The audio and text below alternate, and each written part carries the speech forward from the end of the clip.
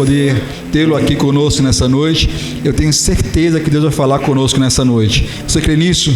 Amém. Eu creio nisso. Deus vai falar contigo. Por isso, abre o seu coração para aquilo que Deus tem a falar conosco nessa noite. Amém? Amém? Vamos abençoar a vida do pastor Paulinho já?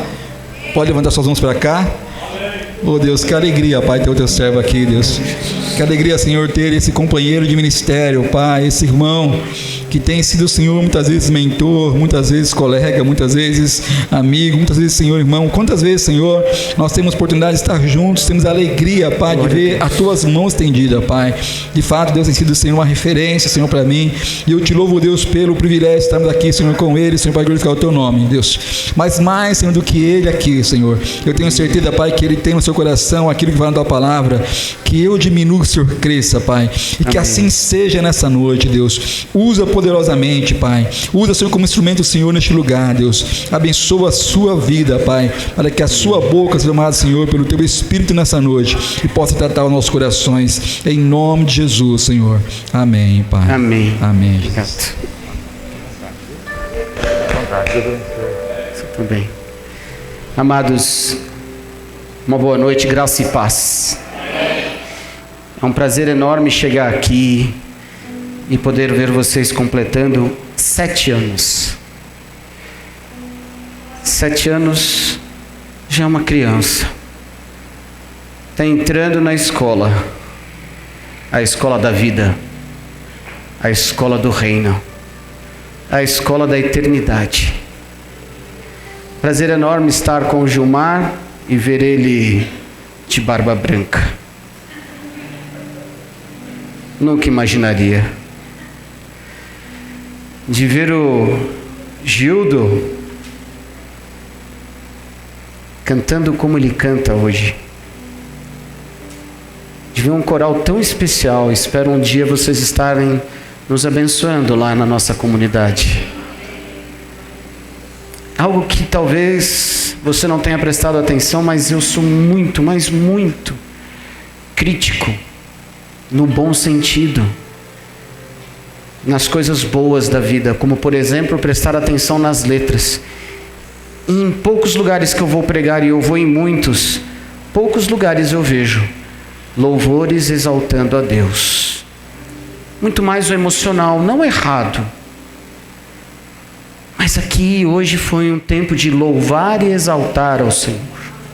Afinal de contas, nós estamos num culto para Deus, não para homem algum.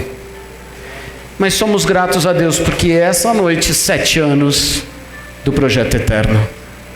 Eu acho esse nome tão lindo, porque como o Gilmar disse agora há pouco, somos companheiros de uma jornada, de uma santa jornada. E eu quero ver você morando comigo na eternidade. Quem deseja? Amém. Será que você pode dizer assim: eu creio que vou morar no céu? Amados, permita-me essa noite, em poucas palavras, trazer uma palavra de reflexão. Ainda mais vindo a um lugar onde eu me sinto pressionado. Tem psicólogos aqui. E todo psicólogo tem um quê de querer entender e compreender. E ele é aquele que questiona: mas por qual motivo você passa por isso? Por qual motivo passamos por tantas situações? Numa sociedade na qual nós precisamos compreender um pouco o que ela está vivendo hoje. Hoje nós estamos vivendo muitas pressões, incertezas do amanhã. E eu quero falar essa noite a respeito de um dos personagens mais badalados da Bíblia, um dos mais pregados, um dos mais instruídos para algumas situações em que passamos. Eu quero falar de Gideão. Numa época em que o povo de Deus sai do Egito após 40 anos, escravizados, duramente penalizados, eles adentram a terra prometida. E o sonho da terra prometida não foi como eles imaginaram. Aliás, A terra prometida, para muitos, pode ser o casamento. E aí, quando entra no casamento, percebem que não é a terra prometida. Outros imaginam que a terra prometida é pegar um avião e ir morar em Portugal ou em Miami. E aí a gente percebe, como hoje, que lá não é a terra prometida, do jeito que se sonha. E aí, amados, eu fico imaginando que no momento tão difícil de Israel, um momento anárquico, por quê? Porque as 12 tribos entram na terra prometida e elas não se entendem mais, estão em guerra, numa época que, para que você viesse a ter terra, você tinha que guerrear por ela. Aquele momento era muito difícil, e pipocava aqui e ali heróis que Deus levantava, profetas que Deus usava para falar. Um deles, Gideão. E eu gostaria de pedir a gentileza que você, junto comigo, lesse um pouquinho sobre Gideão hoje. Lá no livro de Juízes, no capítulo 7, nós vemos essa história. E diz assim: então Jerubaal, que é Gideão, se levantou de madrugada, e todo o povo que com ele havia se acamparam junto à fonte de Arode, de maneira que tinham o arraial dos midianitas para o norte, pelo outeiro de Moré, no vale. E disse o Senhor a Gideão: muito é o povo que está contigo, para eu dar os midianitas em sua mão, a fim de que Israel se não glorie contra mim, dizendo: a minha mão me livrou. Agora, pois, apregou aos ouvidos do povo, dizendo: quem for covarde e medroso, que volte e vá-se apressadamente das montanhas de Gileade. E então voltaram do povo 22.000, e 10.000 ficaram. E disse o Senhor a Gideão: ainda muito povo há, faze-os descer às águas, e ali te provarei.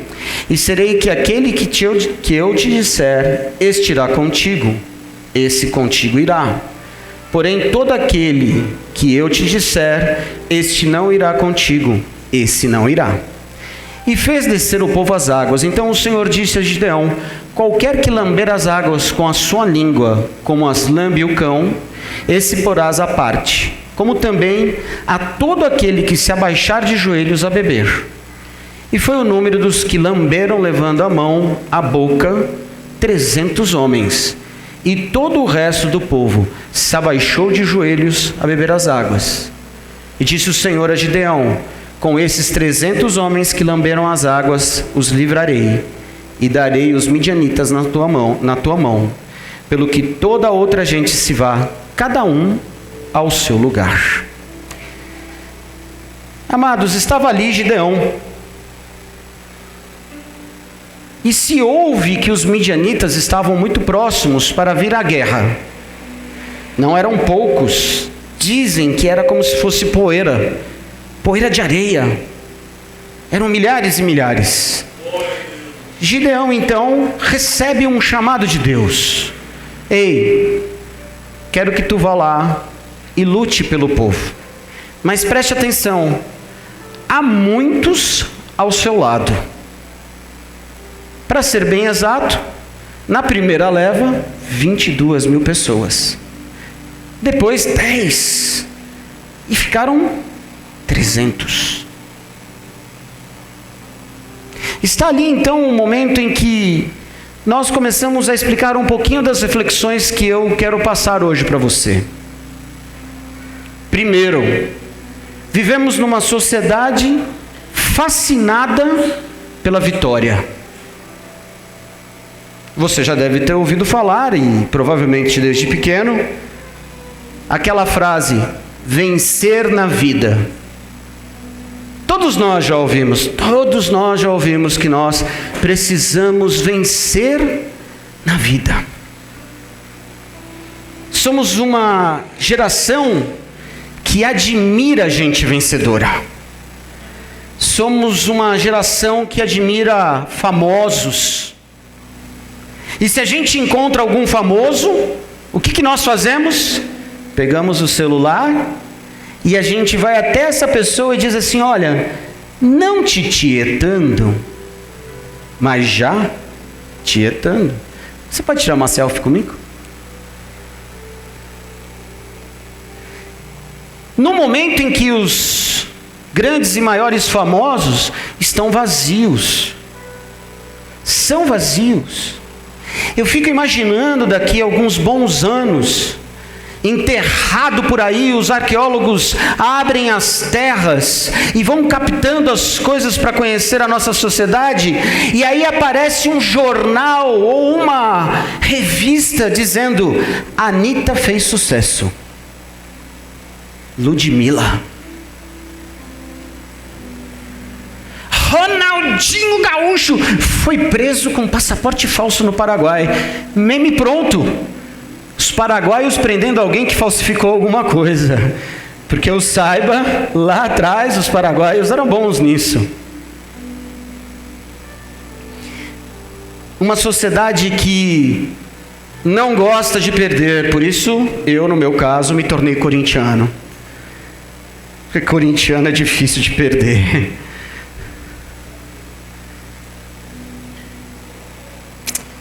E aí eu olho e vejo que a grande temática, 90% das igrejas hoje, cultos, seminários, conferências, é de como vencer. Como vencer a vida no dia a dia. 7 passos ou para o seu casamento ficar perfeito. 318 pastores dando a você a melhor fórmula da vitória. É assim. Nós somos assim. Como derrotar o diabo em 4 semanas? Culto da vitória. Quem já ouviu falar culto da vitória? Quantas vezes você já ouviu falar sobre vitória na igreja? Nossa geração é contaminada por isso. E sabe o que acontece quando nós somos derrotados? É dolorido demais a derrota para nós. Por quê? Porque nós fomos treinados para vencer. E é assim. É desde quando nasce. O filho nasce, aí o pai chega e fala: meu filho nasceu com 3,2 kg. Aí vem outro pai: pois o meu nasceu com 3,800. Desde o primeiro dia, a gente já acha que tem que nascer vencendo. As crianças são instruídas a serem o primeiro lugar na classe, o primeiro lugar na entrada da faculdade, o melhor emprego, melhor carro, melhor casa. E Deus chama Gideão para uma batalha difícil. E aí eu faço até uma pergunta: se Deus é Deus de tudo e controla tudo, por que Ele já não fez no estalar de dedos a vitória de Gideão ali naquele instante? Por que Ele foi tirando tantas pessoas? Por que deixou só 300? Ele é Deus. Qual é o motivo disso? Gideão estava fazendo o quê? Trabalhando na roça. E Deus chega para ele: olha, calma, você vai entender. E esse é um problema muito parecido conosco. Sabe por quê, amados? Porque a gente entra no projeto eterno, e porque a gente acessa ao divino, a gente acha que tudo vai dar certo. Sinto de dizer, a maioria deu errado, e vai dar errado. Está aí a história do coronavírus. O mundo deu errado. E ele deu errado desde Adão e Eva, quando eles pecaram. E quando Gideão está lá na terra prometida, deixa eu te ensinar uma coisinha. A gente fala sobre muitas promessas, não é? Quem já cantou Deus de promessas? Eu cantei muitas vezes. A gente não fala sobre promessas? Deus tem uma promessa para a sua vida, amados. Eu quero dizer uma coisa para você: Deus não tem promessa nenhuma para a sua vida. Não, mas a Bíblia está permeada de promessas, são 8.000. O que Ele já prometeu, Ele já cumpriu. Vou repetir. O que Ele prometeu, Ele já cumpriu. Deu Jesus no Calvário. ao terceiro dia ressuscitou, e por causa disso eu já sou abençoado. Eu não vivo por promessas, eu vivo porque creio, eu vivo pela fé, eu vivo porque Cristo me salvou. Mas eu tenho a mania de querer ter as promessas para quê? Para vencer na vida. Não, eu tenho a promessa de ser abençoado. Você já é. Mas você é teimoso. Eu sou teimoso. Então tem algumas liçõezinhas que eu quero ensinar para você.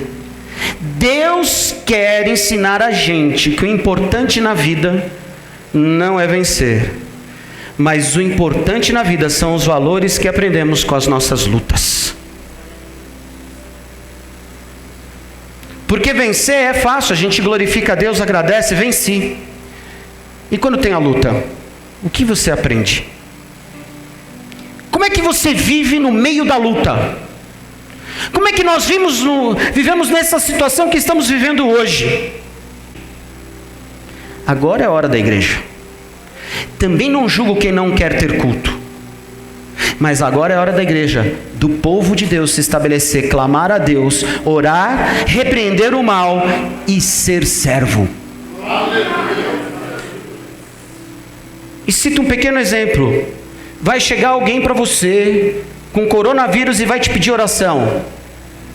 Como é que você vai fazer? Meter a máscara, falar para ele esperar, dar 3 passos para trás, 3 metros de distância. Sai. Coroa. Não. Se a pessoa chegou até você porque Deus preparou aquele caminho para que ela chegasse até você, vai lá e ore, Deus cuida de você.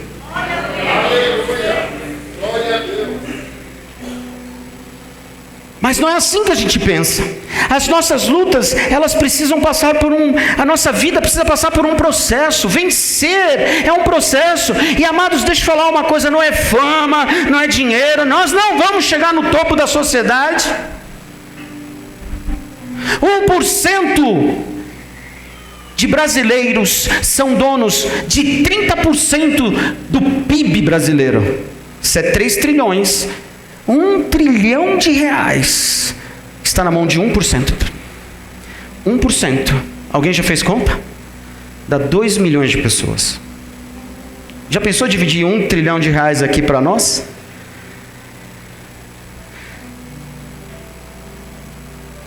Talvez eu não precise nem de 1 trilhão. Acho que 1 milhãozinho já está bom, tá não? Para alguns 10 mil reais já está bom. Para outros R$1.000. Amanhã pagar a conta de luz já está melhor ainda. Mas a gente quer vencer. E a gente vai se tornando pessoas que querem chegar lá. Mas Deus trabalha na vida de Gideão de uma maneira diferente. E ele começa essa etapa, essa história de ensinar o que é importante para nós no verso 2. E ele diz assim: disse o Senhor a Gideão: muito é o povo que está contigo, para eu dar os midianitas em sua mão, a fim de que Israel se não glorie contra mim, dizendo: a minha mão livrou. As etapas e os processos da nossa vida, da nossa caminhada, Deus vai trabalhando para que a gente não se glorie, mas que Ele seja glorificado através de nós. E ele diz claramente isso, ele fala: olha, eu não vou dar tudo para você, porque senão vocês vão achar que foram suas próprias mãos que conseguiram. E não foi assim. E não é assim, e nunca será assim. Deus não quer que seja gerado em nós soberba, mas Deus quer que gere em nós valores que nos transformam. Valores do reino. Deus não quer que a verdade desse sucesso que existe aí aconteça, mas Deus quer que a verdade que liberta nos dê integridade, nos dê força, nos dê caminhada. Eu poderia perguntar: qual que é o degrau de humanidade que você tem hoje no meio do que nós estamos passando? Porque eu sinto dizer que se alguém entrar aqui hoje, como na minha comunidade, disser que está contaminado por essa doença que está aí fora, eu não sei como é que a gente se daria com a situação. Eu não sei como você falaria. Porque nós estamos preparados para vencer, não para perder. E a gente não quer estar com coronavírus, a gente não quer estar com nenhum tipo de doença, mas elas vão acontecer.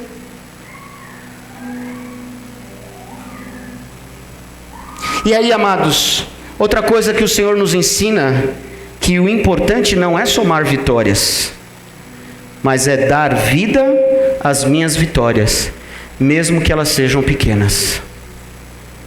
Vou repetir. O importante não é somar vitórias, mas dar vida às minhas vitórias, mesmo que elas sejam pequenas. O importante não é fracassar por causa das derrotas. O importante é dar sentido a partir das minhas derrotas.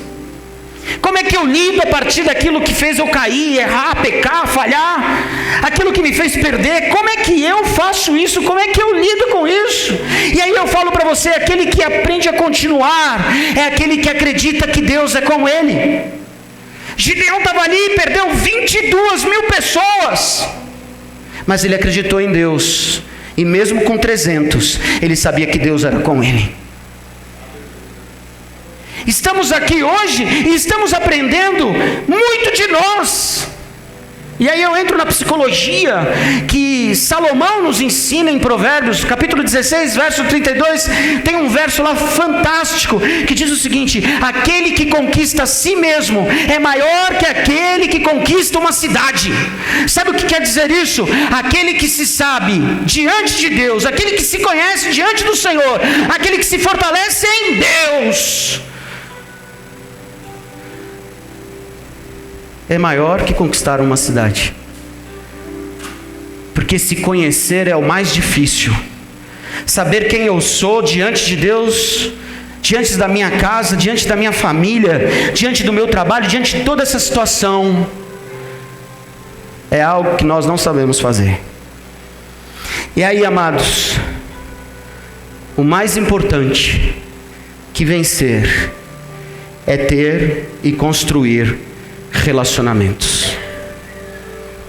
Gideão tinha lá 22 mil pessoas, mas será que ele confiaria a essas 22 mil pessoas às suas costas? Não. Na primeira pergunta, quem quer voltar? Eles voltaram, medrosos, covardes. E aí eu ensino algo para você. Deus está colocando você aqui neste lugar para você ser fortalecido e viver numa família que verdadeiramente vai enfrentar com você a caminhada até o fim desta terra, mas o começo da eternidade. Somos muitos? Não somos. E nem precisamos ser, porque poucos somos, conhecendo a si mesmo, diante de Deus, Deus faz a diferença. Se você tem o desejo na sua vida de ter bons relacionamentos, eu quero que você aprenda uma frase: ande com os medíocres e será pior do que eles. Ande com os grandes e será um deles. Sabe por que eu vim aqui hoje? Porque eu considero o meu amigo Gilmar um dos grandes desta terra. Porque não importa o tempo, a hora e o momento, ele sempre está à disposição a dar uma palavra, mesmo que seja sim ou não, e ela vem carregada de virtude. E você? Você quer se tornar um grande ou você quer se tornar um medíocre? Eu quero me tornar grande, eu quero andar ao seu lado, eu quero que você ande ao meu lado. Não nos tornaremos medíocres. E quando eu falo a palavra medíocre, não é nesse sentido chulo que muitas vezes a gente entende. É o medíocre de não querer conhecer, é o medíocre de não querer andar com Deus, conhecer a Deus, se aprofundar em Deus e saber que quando nós construímos e adquirimos conhecimento disso e que nós fazemos relacionamentos santos, puros e agradáveis, manifestamos a glória de Deus. E aí, amados, eu falo uma coisa para você.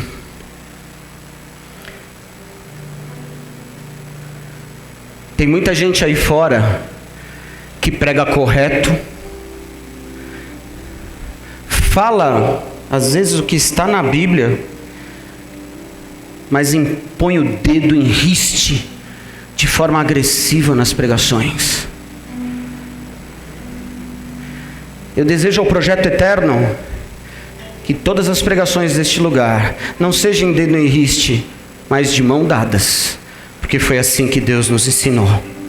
Mais importante que vencer é ter e criar relacionamentos. Sabe por que você está aqui? Porque Deus decidiu que você não vai viver sozinho. Sabe por que você está aqui? Porque você é um dos 300. Vou repetir, Gildo. Sabe por que você está aqui? Porque você foi um dos que tomaram a água como Deus quis que tomasse. E quando nós tomamos essa água, nós mudamos o jeito de nós sermos. E aí, amados, Gideão nos ensina algumas coisas. Primeira delas, ele não tinha estratégia, ele não tinha planejamento, mas ele tinha aquela convicção que coincide com a de Deus. E aí está um problemaço que a gente tem na igreja.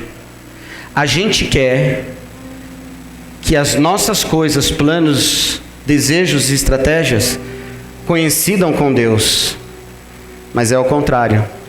Nós é que precisamos coincidir com os planos e estratégias de Deus. Mas a gente quer meter a mão, a gente quer ser o bisbilhoteiro, a gente quer entrar onde não devia entrar, a gente quer fazer no que não devia fazer, a gente age onde a gente não devia agir, porque simplesmente a gente não ouve a voz de Deus, porque a gente não coincide com o que Deus quer, a gente quer que Deus coincida com o que a gente quer. E aí é muito diferente aquela história que nós vemos: seja feita a tua vontade, assim na terra como no céu. Mas como é que é a nossa oração no fundo, na nossa intimidade, na nossa intenção, quando nós chegamos aqui para acessar ao eterno, como é o nome desta igreja? Sabe como é que é? Deus, seja feita a minha vontade. Por favor, Pai, dá um jeito na minha mulher, dá um jeito no meu filho, dá um jeito em tudo. Mas você precisa se conhecer para dar um jeito em você, porque você precisa se dar um jeito diante de Deus. E é interessante o que acontece com Gideão, verso 10 do capítulo 7. Ele fala assim: e ainda temes descer, desce tu e teu moço pura no arraial, e ouvirás o que dizem. E então se esforçarão as tuas mãos, e descerás ao arraial. Então desceu ele com o seu moço pura até o extremo das sentinelas que estavam no arraial. E os midianitas e amalequitas e todos os filhos do Oriente jaziam no vale como gafanhotos em multidão, e eram inumeráveis os seus camelos, como a areia que há na praia do mar em multidão. Chegando, pois, Gideão, eis que estava contando um homem ao seu companheiro um sonho, e dizia: eis que um sonho sonhei. Eis que um pão de cevada torrado rodava pelo arraial dos midianitas, e chegava até as tendas, e as feriu, e caíram, e as transformou de cima para baixo, e ficaram abatidas. E respondeu o seu companheiro e disse: não é isto outra coisa, senão a espada de Gideão, filho de Joás, varão israelita. Deus tem dado na sua mão aos midianitas e a todo a este arraial. E sucedeu que, ouvindo Gideão a narração deste sonho e a sua explicação, adorou, tornou ao arraial de Israel e disse: levantai-vos, porque o Senhor tem dado o arraial dos midianitas nas vossas mãos. Sabe, amados, Gideão aprendeu algo. Ele aprendeu que ele tinha que ouvir a Deus. E assim foi estabelecido nele os valores do reino. Eu quero propor ao Projeto Eterno 7 anos. Sabe o que quer dizer 7 anos, amados? Alguém sabe dizer o que é 7 anos? Sabe qual que é o significado de 7 anos? Alguém sabe? Nada. 7 anos. Que se fosse alguma coisa, sexta-feira 13 também seria. Se fosse alguma coisa, eu com 47 anos de vida também seria. Quantos anos você está, Gilmar? 45, estamos bem pra caraca. Chegando na casa 90, 50. Tem nada demais 7 anos, mas eu comemoro, eu glorifico a Deus. E sabe por que eu glorifico a Deus? Porque as minhas decisões estão baseadas naquilo que Deus quer que eu decida. Que Deus seja honrado e glorificado na minha vida. Que eu não quero encaixar Deus nos meus projetos, mas eu quero encaixar a minha vida nas ideias de Deus. Por isso que os casamentos são assim difíceis hoje. Por isso que as vidas das pessoas estão complicadas quando entram numa igreja. Porque é muita ansiedade, é muita expectativa, muita frustração por causa disso. E não consegue se compreender, não consegue entender que o mais importante não é vencer. Mas o mais importante é você entender que eu e você somos instrumentos de Deus nesta terra. E que através de mim e de você, a glória de Deus é encarnada. A glória de Deus não é encarnada nesse óleo. A glória de Deus não é encarnada receba no meu suor. Aliás, o meu suor hoje carregado de vírus faz coisa errada. E aí quando eu entendo isso, eu entendo, amados, que nós invariavelmente vivemos em baixa estima. Eu aprendi às duras penas como isso é difícil. Porque não sei você, mas eu passo muitas lutas. Eu sinto demais. Quem sente demais aqui? Todos nós. Você é de carne e osso, como dizem aí fora, não é não? Você não é robô? Não é. Quem já assistiu aqui a Liga da Justiça? Todo mundo já assistiu? Tem a Mulher Maravilha, o Aquaman, o Batman, o Flash. Aí tem aquele que é robô. Interessante que o robô, que eu esqueci o nome dele agora, se alguém puder me ajudar. Ciborgue, muito obrigado, querido. O ciborgue, ele tem lá praticamente só um pedaço do cérebro. E a vida dele foi revivida por causa da caixa-mãe. Engraçado que apenas a ficção demonstra quem nós somos. Nós somos revividos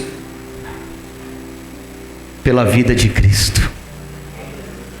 E a gente não entende que a ficção imita a nossa realidade. Que os super-heróis tentam ser Jesus, mas que eles não vão conseguir vencer nunca tudo na vida. Mas Jesus vence. Ah, pastor, mas você falou que o mais importante não é vencer. Realmente o mais importante não é vencer. Eu estou querendo dizer para você que a sua vida não foi organizada para ser um conquistador. Mas a sua vida foi organizada para ser um canal e um instrumento de Deus nessa terra, para ser servo. E aí, quando eu entendo isso, isso é cristianismo. Eu vou entender o que Jesus disse: eu vivo para a tua glória, eu vivo para que o Senhor seja glorificado. Mas a gente vive assim? Não, a gente não vive assim. Por isso eu digo que aquele que reconhece Deus em sua história vai com mais firmeza. Aquele que reconhece Deus em sua história vai com mais firmeza. Mas deixa eu te dizer, apanha, hein? Apanha. É cotovelada na boca, é rasteira. Você joga na várzea? É camisa da diretoria do clube? Essa aí? Você é diretor lá? Já foi? Na várzea como é que é, né? Jogo em casa, o juiz ajuda, na dúvida é para nós. Casa é bom, né? Mas na várzea apanha, não apanha? Uxa, a vida é uma várzea. A vida é o futebol de várzea. Ninguém tem dó de você. Entre você e o que tiver do seu lado, o que você acha que vai ser como? O do seu lado. Você vai apanhar, mas muito. O que você vai apanhar nessa vida é coisa de gente grande. Pelo amor de Deus. Mas eu vou dizer uma coisa para você. Como disse Jó, eu sei em quem eu tenho crido. Eu sei em quem nós cremos. Eu sei que Ele está comigo. Porque, amados, eu aprendi com as minhas lutas. Benditas lutas. Benditas quedas. Benditos problemas. Benditas dificuldades. Porque elas são as maiores oportunidades de Deus agir na minha vida. Porque quando eu estou na vitória, eu não deixo Deus agir. Quando eu estou na boa, eu acho que está tudo bem. E aí a coisa degringola. Eu entendo muito o apóstolo Paulo, quando ele diz, olha, talvez o espinho na carne foi bom para mim, porque sempre me deixou atento. Terminei e quero dizer a última coisa nessa noite. Pastor Gilmar de Barba Branca.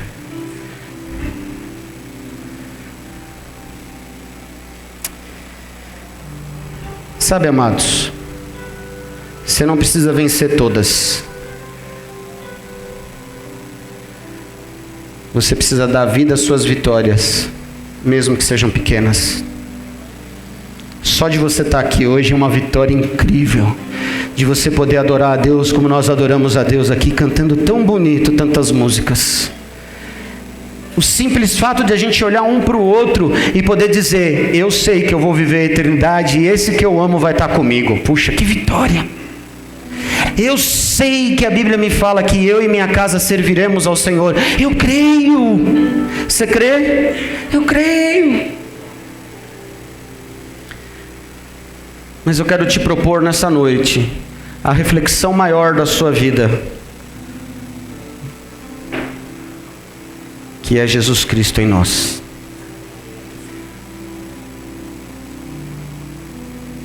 Ele mesmo disse, no mundo tereis aflições, tem de bom ânimo. Ele não fala que você vai vencer todas. Eu venci, você também vencerá, mas não é vencer na vida de sucesso, de grana, é vencer para a eternidade. Ele diz, eu venci o mundo. O que é o mundo que ele fala? É o pecado, é a tristeza, é as derrotas que a gente não sabe lidar, são os problemas, as lutas, os cânceres. Mas se ele passou por isso, nós também passaremos. Se ele passou por essa situação, nós também vamos passar. E eu desejo para o Projeto Eterno, desde os pastores até a menor criança que esteja nessa igreja, que mesmo que esteja passando a maior dificuldade da vida, eu sei em quem tenho crido, porque a glória de Deus será encarnada na minha vida, a glória de Deus será encarnada na sua vida, porque você é um instrumento e um canal de Deus nesta terra. Essa porta está aberta para isto, a sua casa será aberta para isso, a sua fala será aberta para isso, o seu agir, você será o servo de Deus, olhado, vivido, praticado, referenciado, porque a glória de Deus será encarnada em você. Oh Deus do Projeto Eterno, oh Deus do Gilmar, da Simone, do Carlos, da Patrícia, das crianças, dos jovens, das mulheres, Ele seja glorificado, aleluia. Porque Ebenezer até aqui nos sustentou o Senhor.